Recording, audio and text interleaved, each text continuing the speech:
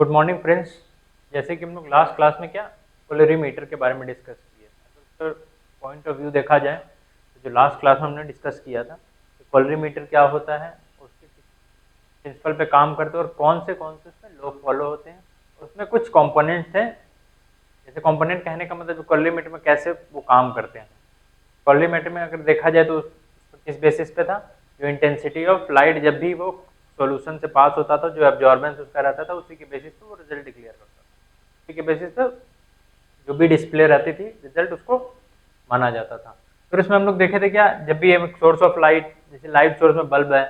अगर वो मोनोक्रोमेटर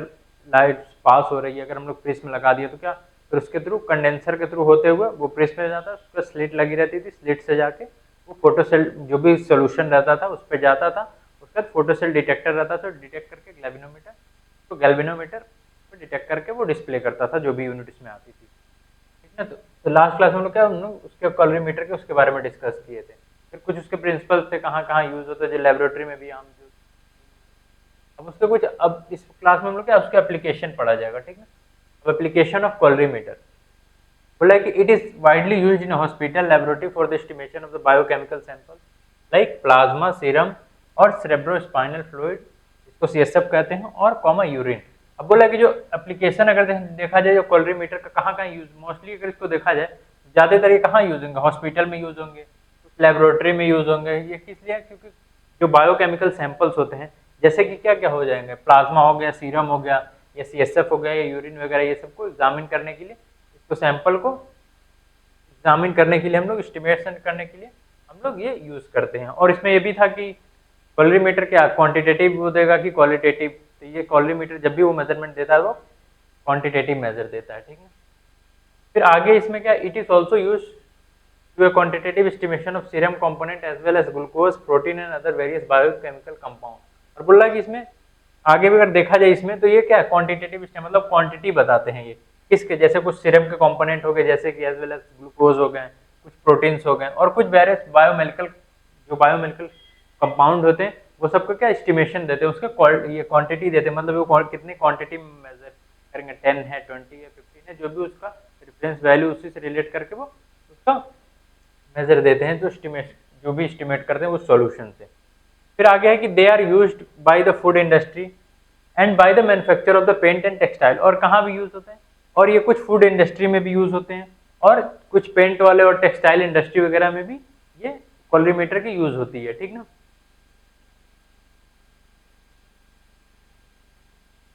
फिर आगे है कि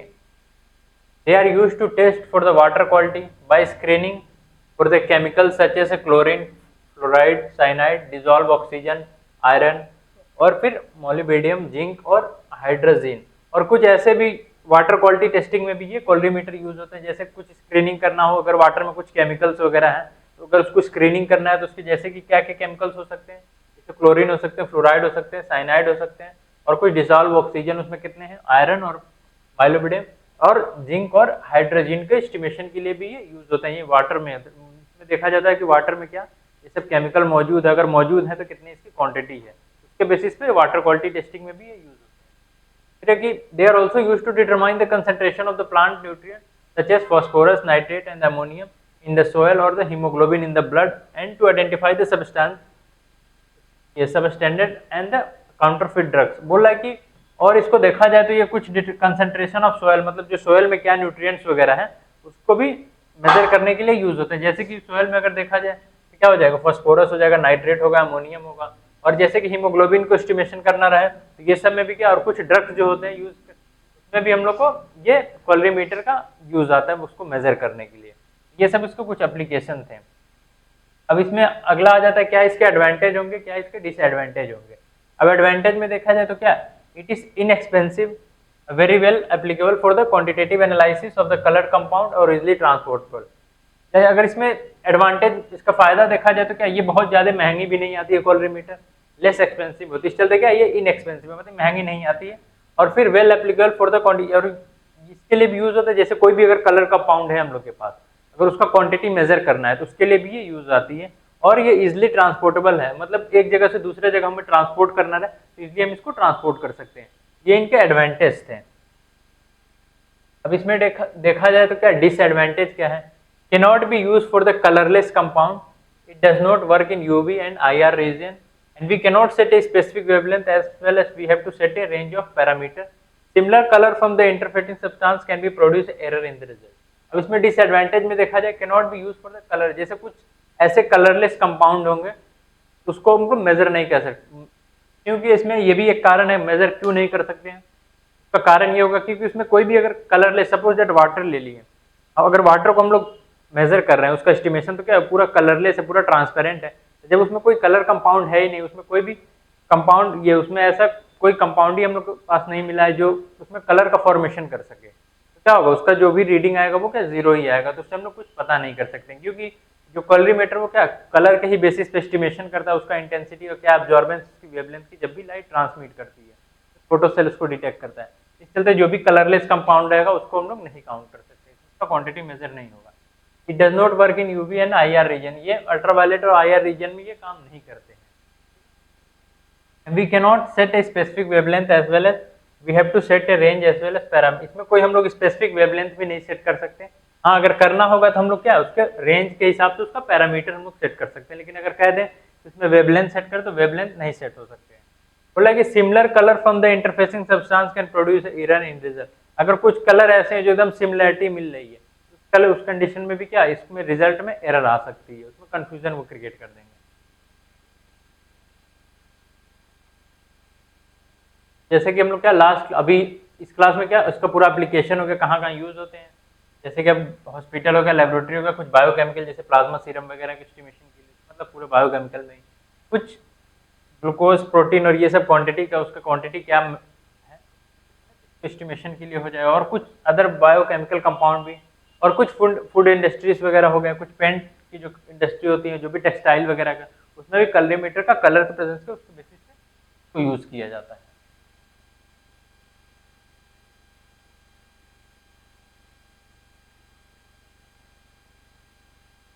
जैसे कि इसमें देखा जाएगा डायग्राम में, तो पीछे वाले में क्या था, ये एक लाइट सोर्स है और इसमें एक स्लिट लगी है, स्लिट का जिस लास्ट डिस्कस हुआ था क्या, एक सिमिलर पैरेलल वेवलेंथ पे लाइट को फ्लो करने के लिए वो भेज देती है, क्या होगा स्लिट लग गया, फिर उसके बाद कंडेंसर, ये लेंस जो रहती है कंडेंसर की तरह रहेगी, वो पूरे लाइट को एक क्लियर कंडेंस कर को एक बीम ऑफ लाइट में देगी, फिर वो फिल्टर लगा रहेगा जो मोनोक्रोमेटिक लाइट को ही वो अलाउ करेगी पास, और अदर जो लाइट रहेंगे उसमें उसको अलाउ नहीं करेंगी, ठीक ना। इसमें फिल्टर का काम हो गया। फिर उसमें क्यूबेट में जो पार्ट वो रहते हैं जिसमें हम लोग क्या सैंपल को स्टोर किया जाता है, मतलब जिसमें रख के उसको हमको एनालाइज करना है, क्यूबेट वो पार्ट होते हैं। और फिर उसके बाद फोटोसेल क्या होगा, जब भी लाइट यहाँ बीम ऑफ लाइट इससे पास होकर क्यूबेट से पास आएगी तो फोटोसेल डिटेक्टर क्या करेगा, उसको डिटेक्ट करेगा, तो फिर उसका क्वांटिटी वो मेजर करेंगे, उसका जब भी मेजर करेगा फिर गैल्वेनोमीटर पे आउटपुट देंगे, उसके बाद उसी के हिसाब से उसका रिजल्ट आउटपुट डिस्प्ले होते हैं उससे, उसके हिसाब से फिर हम लोग रेंज को मेजर करते हैं, उसके बाद उसका वैल्यू हम लोग पुट करते हैं। अगर सपोज दैट क्यूबेट में हम जो भी सॉल्यूशन लिए हुए हैं अगर वो कलरलेस हो, तो कलरलेस होगा उस केस में क्या होगा, जब भी लाइट पास होगा तो इजीली पास हो जाएगा, तो फोटो सेल डिटेक्टर क्या डिटेक्ट नहीं कर पाएगा कि कितने वेवलेंथ के लाइट उसमें एब्जॉर्ब हुए हैं, उस कंडीशन में क्या रिजल्ट पूरा एरर आ जाएगा। अगर वही सेम कंडीशन में सपोज दैट हमने ग्लूकोज का रीजन 500 माइक्रोलीटर ले लिया और उसको और 10 या 15 माइक्रो जो भी सीरम हम लेंगे 10 माइक्रोलीटर, और उसके बाद हमको 15 मिनट के लिए 10 मिनट इंक्यूबेशन कर दिए, जब भी इंक्यूबेशन करेंगे तो उसमें क्या होगा, कुछ समय बाद कुछ कलर कंपाउंड उसमें फॉर्म होंगे, जैसे जनरली देखा तो पिंक कलर फॉर्म होंगे। अगर वही पिंक कलर अगर बहुत लाइटली है उसका कंसंट्रेशन, तो उसमें क्या देखा जाएगा, तो बहुत वो शुगर का जो भी पेशेंट है वो उसमें बहुत स्लाइट वेरिएशन आएगा। अगर वही डार्कर आ जाएगा तो डार्क आएगा तो कहीं ना कहीं वो ज़्यादा कंसंट्रेशन होगा, इसके एब्जॉर्बेंस जो लाइट एब्जॉर्ब करेगी तो क्या ज़्यादा से ज़्यादा लाइट एब्जॉर्ब करेगी, तो जो आउटपुट उस पर डिस्प्ले होंगे वो कहीं ना कहीं जो रेफरेंस रेंज रहेगा उससे हाई जाएंगे। इसी के बेसिस पे कॉलरीमीटर पूरा वो काम करते हैं।